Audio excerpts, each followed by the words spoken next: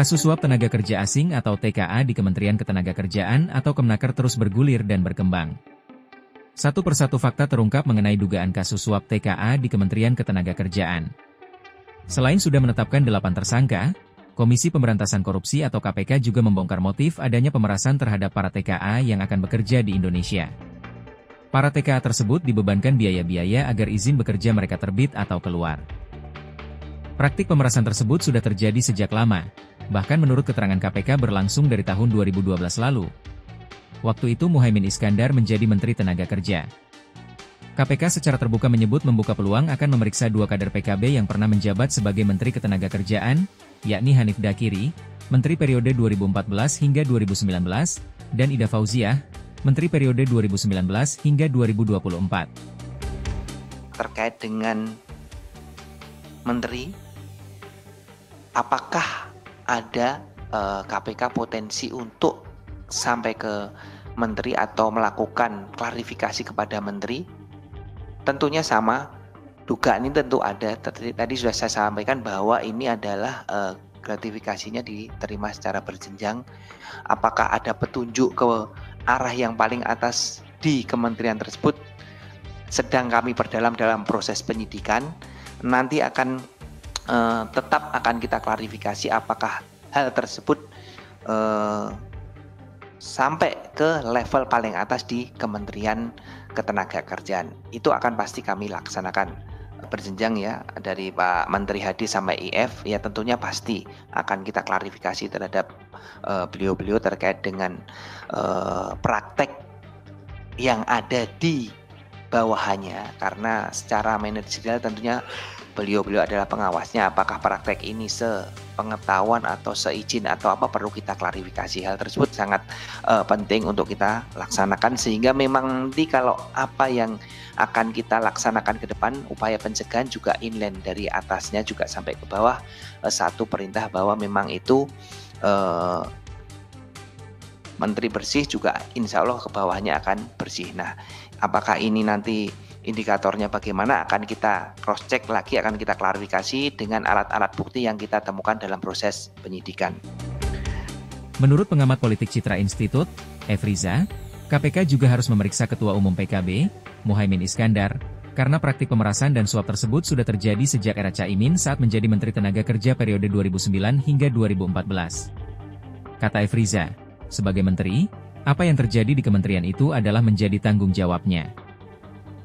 Ada memang asas praduga tak bersalah, tapi Caimin wajib menjadi saksi untuk memproses atau melihat bagaimana lingkungan Kemenaker ini dari mulai Caimin sampai ke Ida Fauziah misalnya. Dan bagaimana proses ini, karena temuannya itu luar biasa.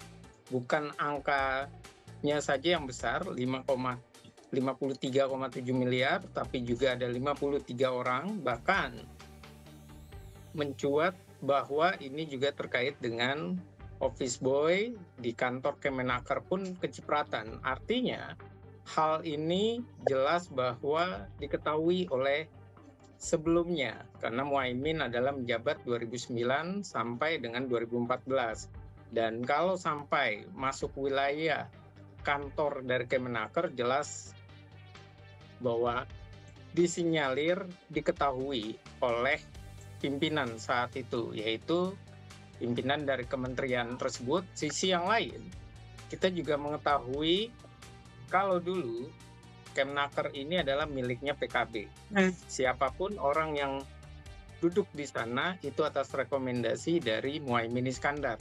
Dan sebelumnya yang megang posisi adalah Muhaimin Iskandar. Jadi kenapa tidak ia diproses? Tapi lagi-lagi kita harus mendekatkan dengan pendekatan yang diakui oleh negara kita, asas praduga tak bersalah. Dan sebagai saksi, saya rasa Muhaimin pun juga berkenan hadir.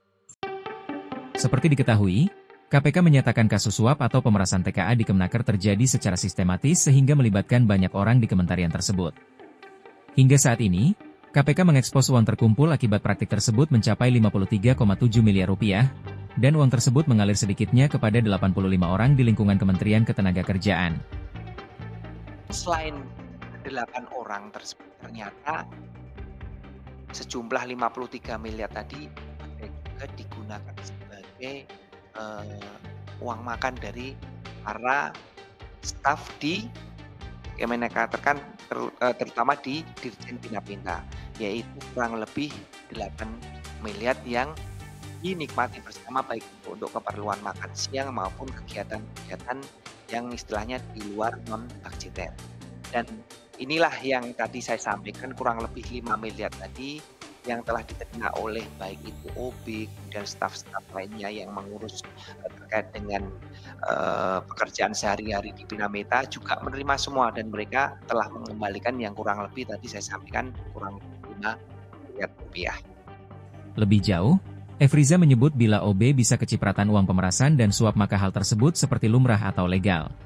Ya kalau sampai OB mendapatkan bukan hanya hal legal, tapi ini seperti lumrah, dan ini seperti ya sudah merupakan bagi-bagi yang hal biasa saja, umum semuanya mendapatkan nilai dari TKA tersebut. Dan ketika mendapatkan fee dari TKA tersebut, maka yang perlu ditarik adalah bagaimana proses di Kemenaker itu, bagaimana reformasi di Kemenaker, dan bagaimana sampai hal tersebut terjadi luar biasa dari 2012, baru 2025 mulai diusut oleh KPK.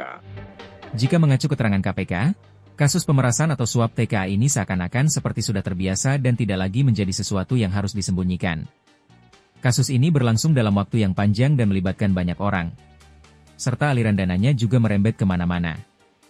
Hal tersebut sudah seperti sesuatu yang legal, padahal praktik itu jelas memuat perilaku korupsi.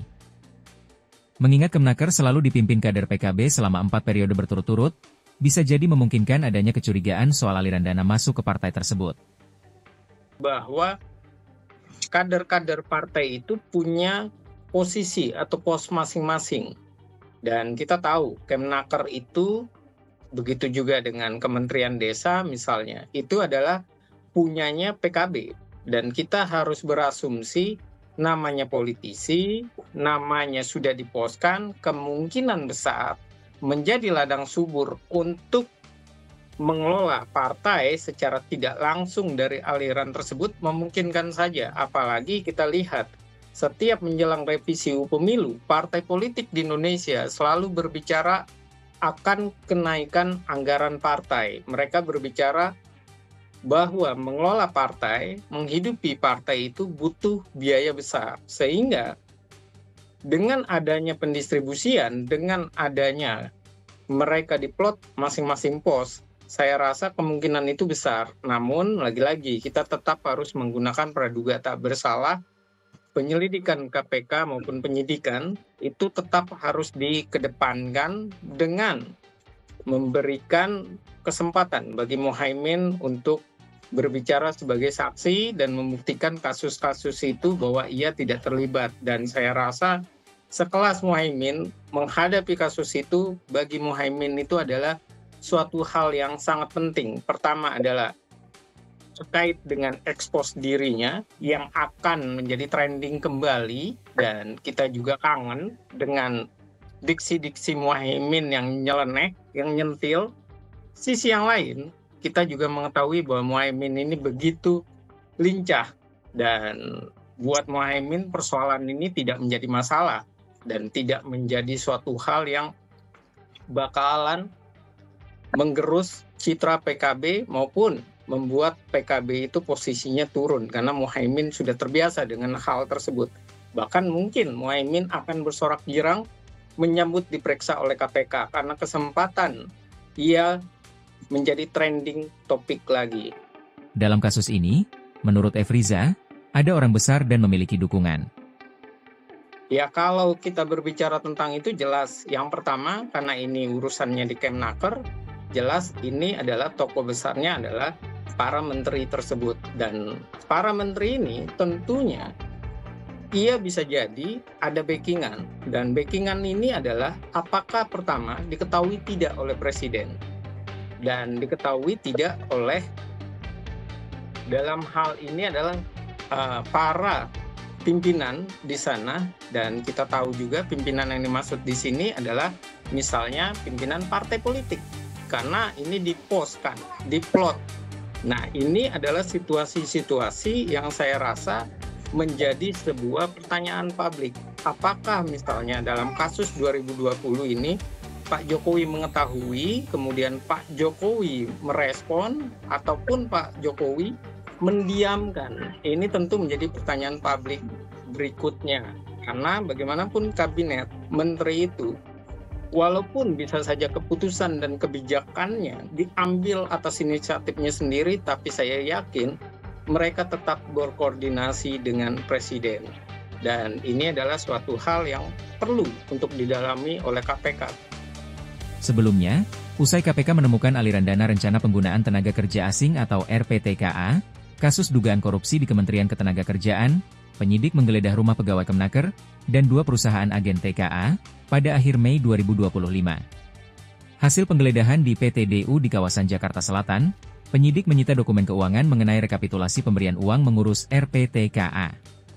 Sedangkan, di PT LIS di Jakarta Timur, KPK menemukan data elektronik ihwal catatan aliran uang pengurusan RPTKA di Kemenaker. Sementara, dari rumah pegawai Kemenaker, disita dokumen aliran uang pengurusan RPTKA, buku tabungan, uang tunai Rp300 juta, serta sertifikat bukti kepemilikan kendaraan bermotor.